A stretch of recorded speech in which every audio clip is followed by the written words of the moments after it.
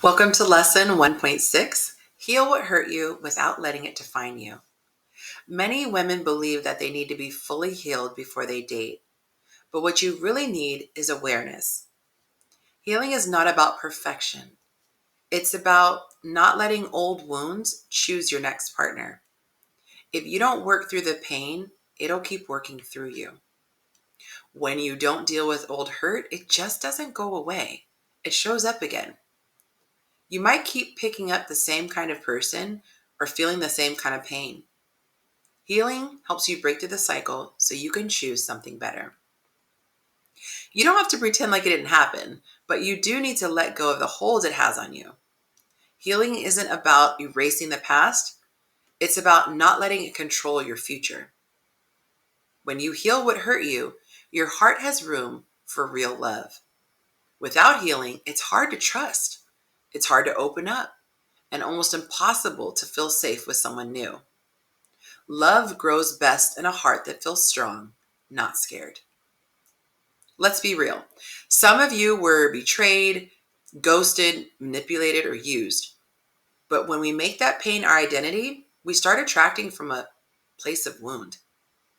The story becomes who we are instead of what we survived. Today, we're shifting from a wounded woman to a wise woman. When you hold on to old pain, it might feel like you're keeping yourself safe, but really it just keeps you stuck. It's like locking yourself in a room so no one can hurt you, but you can't get out either. When you keep telling yourself the same sad story over and over, it's hard to move on. It's like reading the same page in a book over and over again. You never get to see what happens next. Healing doesn't mean pretending the hurt never happened. It means writing a new part of your story, one where you are stronger, wiser, and full of hope. If you've ever wondered why you keep ending up in the same kind of situation with different men, this is it. You're not weak or unlucky. You're responding from your unhealed nervous system. Let's shine a compassionate light on that, not shame. Your body gets used to what it knows, even if it's not good for you. So if chaos or confusion felt normal in the past, you might feel pulled toward it again.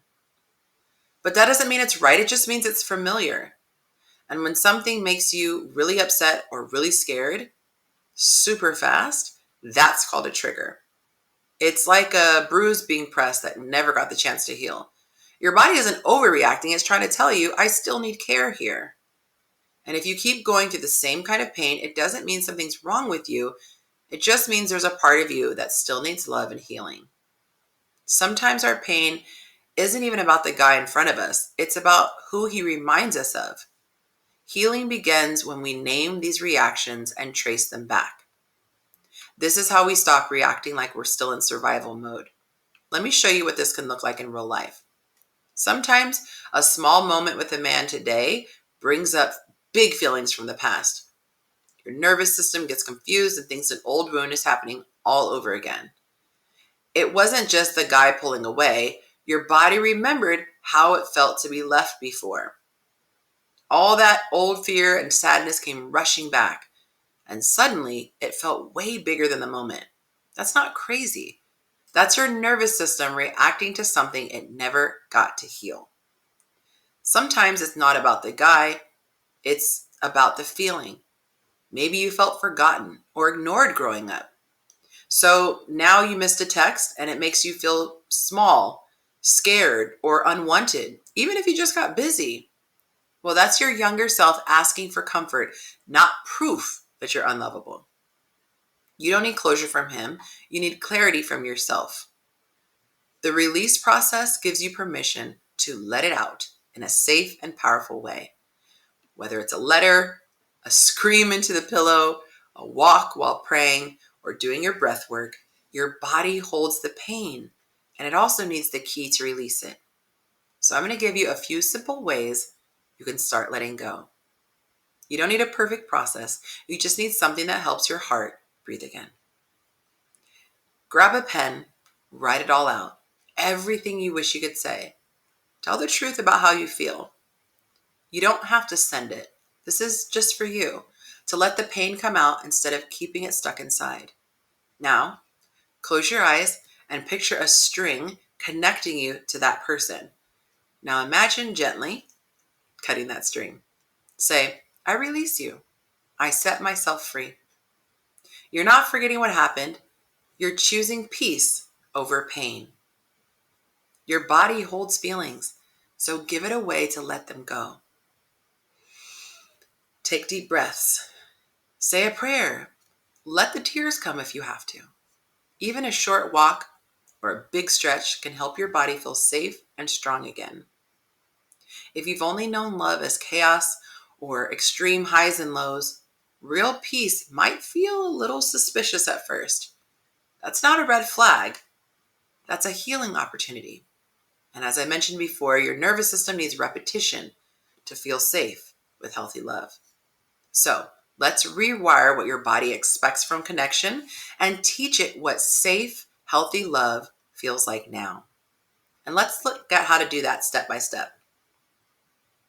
If you've been through hurt or trauma, love can feel strange if it seems calm, but that's okay. Your body just needs time to learn what healthy love feels like.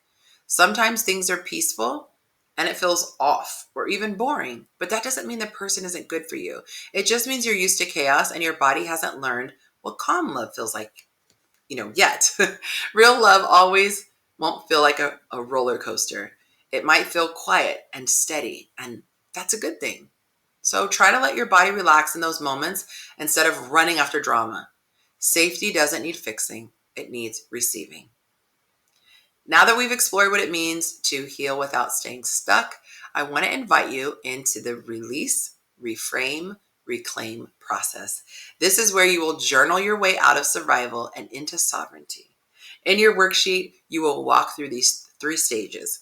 You're going to release what hurt you, reframe the meaning you gave it, and reclaim the version of it that you are ready to love again. Wiser, freer, and whole. Now it's time to go deeper with kindness, not shame. Addressing past wounds without staying stuck. This worksheet will help you notice patterns without beating yourself up. It'll help you let go of old stories that don't serve you anymore, and it will help you use the pain as a stepping stone versus a prison. This isn't about rushing to get over it. It's about walking through it with love so your past doesn't keep running the show. And I want to leave you with this. You are not what he did. You are not what they said. You are not the girl who keeps getting hurt.